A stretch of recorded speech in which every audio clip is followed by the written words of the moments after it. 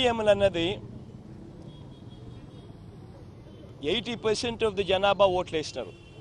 Record polling 80% జనాభా వెళ్ళి polling బూత్లో బటన్ నొక్కినారు. బటన్ నొక్కిన తర్వాత వాళ్ళు ఏ పార్టీకి ఓటేశారని వీవీప్యాట్లో వాళ్ళకి కనిపిస్తూ ఉంది. వాళ్ళకి వీవీప్యాట్లో వాళ్ళు వేసిన ఓటు వీవీప్యాట్లో వాళ్ళకి కనిపించే ఓటు రెండు మ్యాచ్ అయ్యాయి కాబట్టి వాళ్ళు సాటిస్ఫై అయ్యి బూత్లో నుంచి బయటకు వచ్చారు. ఈ 80% మంది ఎవరైతే ఓటేశారో ఎవడు కంప్లైంట్ చేయాల, ఏ ఓటరు కూడా కంప్లైంట్ చేయాల. ఇప్పుడు నేనున్నాను, వెళ్ళి నేను ఫ్యాన్ గుర్తుకు నేను నొక్కిన తర్వాత వీవీప్యాట్లో నాకు సైకిల్ గుర్తు కనిపిస్తే నేను ఎందుకు గమ్మనుంటాను కదా. బూత్లో అక్కడే నేను గొడవ చేసిండు, బూత్లోనే వెంటనే కంప్లైంట్ లాంచ్ చేసిండు, బూత్లోనే అన్ని చేసిండు కదా. అట్లా ఏ పార్టీకి ఎవరన్నా కానీ ఇలా ఓటేసిన తర్వాత వీవీప్యాట్లో వేరే పార్టీకి ఓటేసినట్టుగా ఎవరికి కనిపించలేదు కాబట్టి 80% మంది జనాభా ఓట్లేసిన ప్రతి ఒక్కరూ సాటిస్ఫై అయ్యి ఎటువంటి బూత్లో కానీ బూత్లో కంప్లైంట్ ఇవ్వడం కానీ పోలింగ్ ఆఫీసర్ దగ్గర కంప్లైంట్ ఇవ్వడం కానీ ఎటువంటి ఎక్కడ జరగల. పోలింగ్ మొదలయ్యే ముందు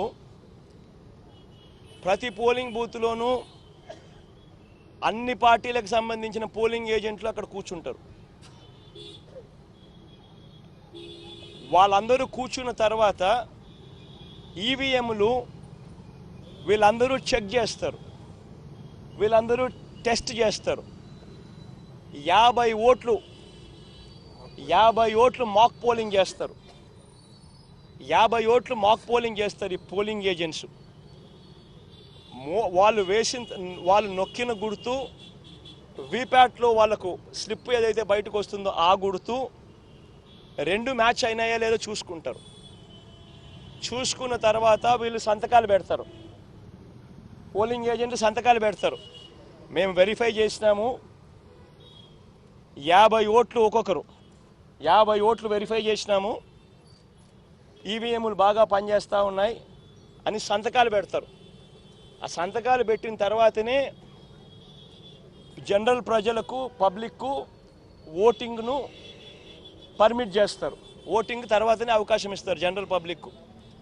మరి ఇటువంటి తెలుగుదేశం పార్టీకి సంబంధించిన ఏజెంట్లే అన్ని పార్టీలకు సంబంధించిన ఏజెంట్లతో పాటు కలిసి నొక్కి వీవీప్యాట్లలో కూడా దాన్ని చూసుకొని కరెక్ట్గా అన్నీ పనిచేస్తూ ఉన్నాయని చెప్పి వెరిఫైడ్ అని చెప్పి సంతకం పెట్టి పోలింగ్ ఆఫీసర్లకు ఇచ్చిన తర్వాతనే పోలింగ్ మొదలైంది. ఈ రకంగా ఈవీఎంలు అది జరిగాయి, ఈవీఎంలు ఇది జరిగాయి, నేను ఎవరికి ఓటేసానో నాకు తెలియదు అని చెప్పి ప్రజలను తప్పుదోవ పట్టించడం నిజంగా చేయదగ్గ పనేనా అని అడుగుతా ఉన్నా.